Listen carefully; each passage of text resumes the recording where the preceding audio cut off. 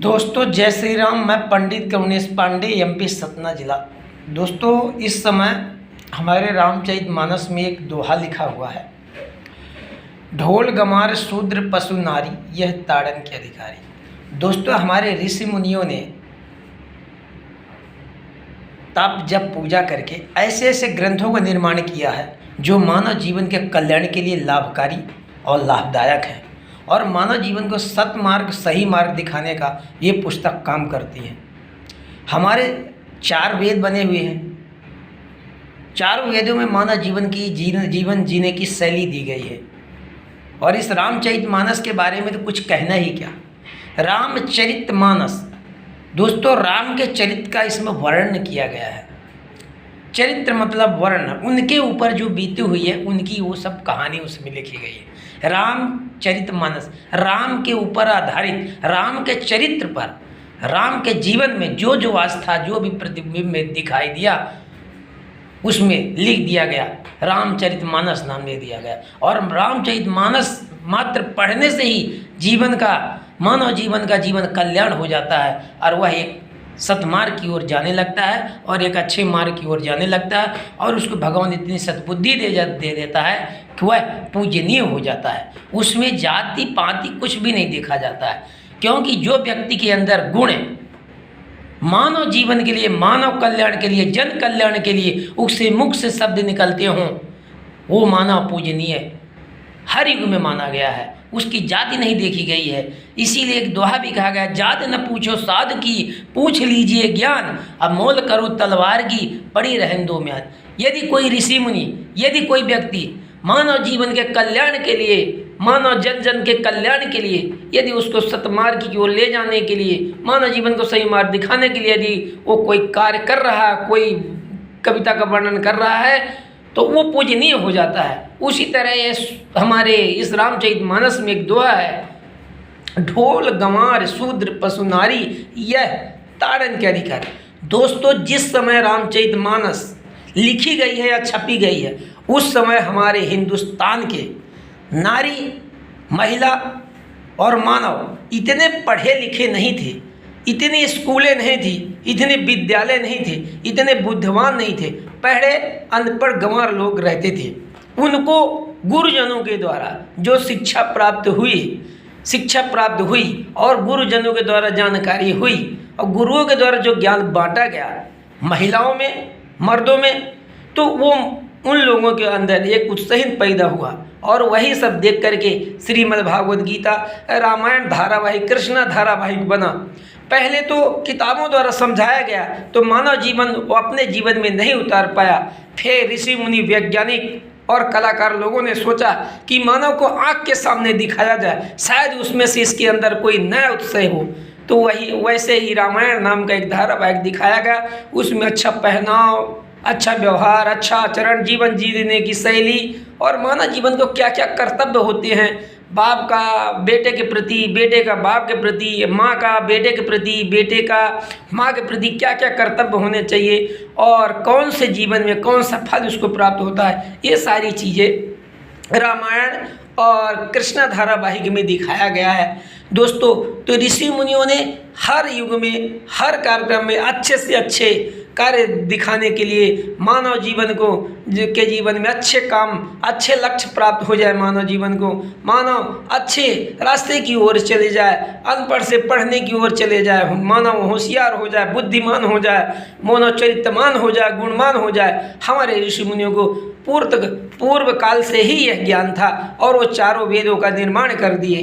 दोस्तों इसीलिए यह दोहा वहाँ पर आधारित है। हमारे गुरु जी कहते हैं कि यदि निर्जीव वस्तु जो ढोलक होती है, गाना जहाँ बजता है, गान तान भजन कीर्तन जहाँ होता है वहाँ ढोलक और झांझ बजाई जाती है। तो वहाँ ढोलक का एक उदाहरण लिया गया, ढोल गंवार शूद्र पशु नारी, यह ताड़न के। यदि ढोल बिना जीव होते हुए भी, निर्जीव होते हुए भी, यदि वह स्वर अच्छे से अच्छे स्वर निकाल सकती है, ध्वनि निकाल सकती है, और गाने के साथ में तालमेल बना सकती है, तालमेल बना सकती है, ताल बना सकती है, मेल बना सकती है, तो यह मानव रूपी जीवन यह मनुष्य अनपढ़, महिलाएं अनपढ़, जवान मर्द यदि इनके अंदर कूट कूट की भगवान की लीला का वर्णन, भजन कीर्तन करने की प्रेरणा, सतमार्ग इनको यदि दिखाया जाए, पढ़ाया जाए, लिखाया जाए, तो यह उसी ढोलक की तरह, जिस प्रकार ढोलक निर्जीव होने के बाद भी सुंदर ध्वनि, अच्छी ध्वनि, मन को मुग्ध कर देने वाली ध्वनि, मन के अंदर गुनगुनाने की ध्वनि जो उत्पन्न करती है, तो यह मानो तो जीव है, यह मानो तो जीव है। इसके अंदर यदि इसको पकड़ के समझाया जाए, लिखाया जाए, पढ़ाया जाए और यदि इसको याददाश्त कराया जाए, इसको आंखों के सामने फोटो के द्वारा दिखाया जाए, तो ये भी वो ढोलक की तरह एक सुंदर, सुशील, गुणवान आदमी बन सकता है। वो तो एक उदाहरण के लिए दोस्तों ये दोहा कहा गया है और उदाहरण एक अच्छे कार्य के लिए किया गया है। लेकिन आजकल का मानव, आजकल के नेता, आजकल के मीडिया कर्मी कुछ न सोचते हैं न समझते हैं और कोई भी चीज़ का उदाहरण और व्याख्या करने लगती हैं। ये मौर्य जो समाजवादी पार्टी का नेता है, ये अनपढ़ गंवार, ये अपने आत्मा से पूछे, अपने माँ बाप से पूछे कि क्या बुजुर्गों ने, क्या बूढ़ों ने, क्या इसके माँ बाप ने रामचरितमानस को कभी अपमान किया है? मौर्य तुम्हें ये शब्द टिप्पणी करने का कोई अधिकार नहीं देता है कि दो हिंदू सनातन धर्म की आस्था के प्रति, श्रद्धा के प्रति, भक्ति के प्रति, वो उस पुस्तक के प्रति जो मानव जीवन के ज्ञान मार्ग और सही मार्ग दिखाने के लिए हमारे गुरुओं ने लिखा है, हमारे गुरुओं ने उसमें एक एक शब्द बना के लिखे हैं, तुम्हें अपमान करने का कोई अधिकार नहीं है। ऐसे आदमी, अनपढ़ गंवार लोगों को तो मैं तत्कालीन मुख्यमंत्री योगी जी से, तत्कालीन प्रधानमंत्री मोदी जी से नम्र निवेदन करता हूँ कि ऐसे निर्लज्ज, ऐसे मूर्ख लोगों को जेल की सलाखों के पीछे डाल दिया जाए और इन्हें उम्र कैद की सजा हो, जो बिना प्रमाणित किए हुए रामचरितमानस के दोहे को झूठा साबित करने के लिए बोल रहे हैं, जो क्योंकि उसमें झूठ है ही नहीं, उसमें सच्चाई है।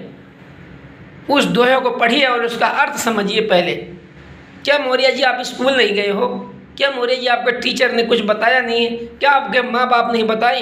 क्या आज के दोस्तों ने नहीं बताया? अरे नहीं बताया है तो अभी भी मोबाइल खोल के देखिए और उसका अर्थ समझ लीजिए। नहीं तो जाइए किसी संत के पास, मस्तक टेकिए और कहिए कि हे गुरुदेव, मुझे इस दोहे का अर्थ नहीं मालूम है, कृपा करके आप इसका वर्णन और व्याख्या कर दीजिए, मैं धन्य हो जाऊंगा।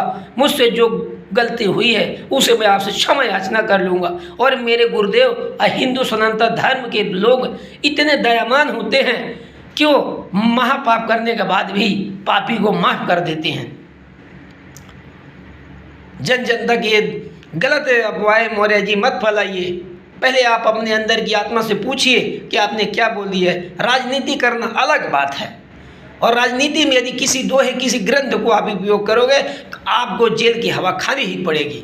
और इस मानव रूपी इंसान से आपको कोई वोट बैलेंस नहीं मिलने वाला है।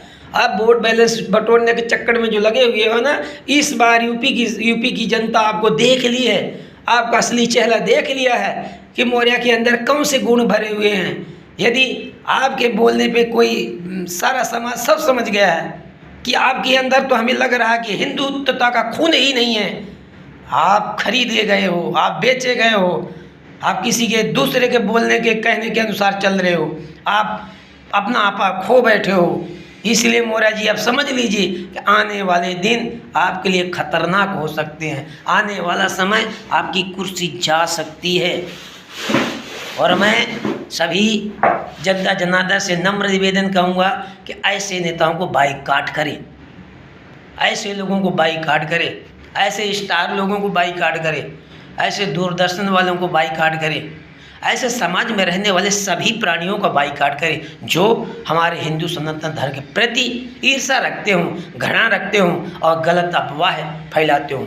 मौर्य जी आपने प्रमाणित किया क्या? किसी संस्था में प्रमाणित किया? कौन सा प्रमाण है आपके पास कि यह दोहा गलत है? यदि यह दोहा गलत नहीं है, यदि आपने प्रमाणित नहीं किया है तो आपको जेल जाना होगा और आप इसके अपमान करने के जुर्म में आपको जेल जानी चाहिए और आपको सज़ा होनी चाहिए।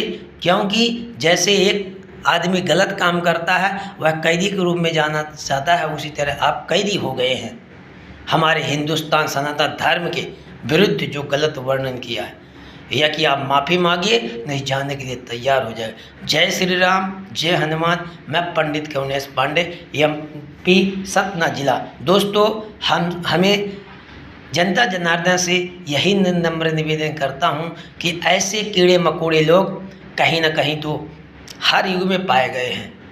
दोस्तों, हिंदुत्वता को जो लेकर चलेगा, सत्य के साथ जो रहेगा, उसको कहीं ना कहीं छोटी मोटी चीज़ों से तो टकराना ही पड़ेगा। दोस्तों, हमारे गुरुओं ने पहले राक्षसों से लड़ाई की, तभी तो राम का जन्म हुआ, फिर कृष्ण का जन्म हुआ, मामा सगे मामा जैसे कंस ने जन्म लिया और अपने को ही बंदी बना के जेल में डाल। तो दोस्तों, सत्य कभी हारता नहीं है, सत्य कभी जलता नहीं है। सत्य को कठिनाई जरूर होती है, लेकिन सत्य में रहने वाले इंसान को कभी घबराना नहीं चाहिए। दोनों हाथ से सत्य को जकड़ के पकड़ लेना चाहिए और लास्ट तक, अंतिम तक युद्ध करना चाहिए। फल की चिंता नहीं करना चाहिए, फल जो आएगा वो देखा जाएगा। जय श्री राम, जय हिंदू सनातन धर्म। दोस्तों, मेरा नाम करुणेश पांडे है। मैं MP सतना जिला का रहने वाला हूँ। मैं हिंदुस्तान का रहने वाला हूँ। मैं हिंदू परिवार का हूँ। मैं एक ब्राह्मण परिवार का हूँ और ब्राह्मण, क्षत्रिय, वैश्य, शूद्र हम सब एक हैं, हम अलग नहीं हैं। अंग्रेज लोगों ने फूट डालो राज करो का नारा किया है। कुछ लोग अभी भी उनकी टुकड़ियाँ बची हुई है जो कभी कभी ऊपर आने का प्रयास कर रही है। ये समाजवादी पार्टी जो आगे ऊपर आ रही है, अब ये खुद रौंद जाएगी। ये इसी के बाप मुलायम सिंह ने जब राम मंदिर का निर्णय होने जा रहा था तो गोलियां चलवाई थी। अरे मौर्य, तुमको शर्म आना चाहिए। आपने निर्दोष लोगों पर, आपकी पार्टी के नेताओं ने निर्दोष लोगों पर गोलियां चलवाई थी। आप लोग हिंदू होने के बाद भी हिंदू नहीं हो। आप लोगों के अंदर वही शैतान लोगों का खून दिख रहा मुझे। ना जाने कौन सा खून तुम्हारे हृदय पे है। तुम्हें तो इस इंडिया में, हिंदुस्तान में रहने का अधिकार भी नहीं है। लेकिन शुक्रिया करो कि यह धरती माँ परशुराम, श्री राम और परशुराम की धरती तुम जैसे अन्यायियों को रहने के लिए जगह दी है। मेरे हिसाब से तुम्हें इस धरती पे रहने का कोई अधिकार नहीं है, क्योंकि तुम लोगों ने ना कहीं भगवान का सपोर्ट किया है, न हिंदू धर्म का सपोर्ट किया है, पंथों का सपोर्ट किया है। धर्म तो एक ही है, हिंदुस्तान, हिंदुत्वता। हिंदू की निशानी चंदन की पहचान, हिंदू की निशानी तिलक की पहचान। तिलक लगाओ, हिंदुस्तान बनाओ, हिंदुस्तानी बनो। जय श्री राम, जय बागेश्वर धाम, जय हो शारदा मैया की, जय हो चंद्रिका मैया की, जय हो कामताना स्वामी की, और जय हो रामचरितमानस की, जय हो विष्णु पुराण की। मैं सभी लोगों से नम्र निवेदन करूंगा कि दोस्तों, रामचरितमानस को राष्ट्रीय पुस्तक घोषित किया जाए और हमारे गौ माता को राष्ट्रीय पशु के नाम से जाना जाए और हमारा भारत हिंदुस्तान हिंदू राष्ट्र के नाम से जाना जाए। हम सब एक हैं, हम सबको एक होना चाहिए और एक होकर हिंदू राष्ट्र बनाना चाहिए। दोस्तों, ये छोटी छोटी जातियों में भिन्न भिन्न मत होइए, ये सब मत रचिए, एक ही हो जाइए। ब्राह्मण, क्षत्रिय, शूद्रवास सब एक ही हैं, एक ही होना है। हमें सबको आगे चल के बढ़ना है। जय श्री राम, जय हनुमान, जय श्री राम, जय बागेश्वर धाम की।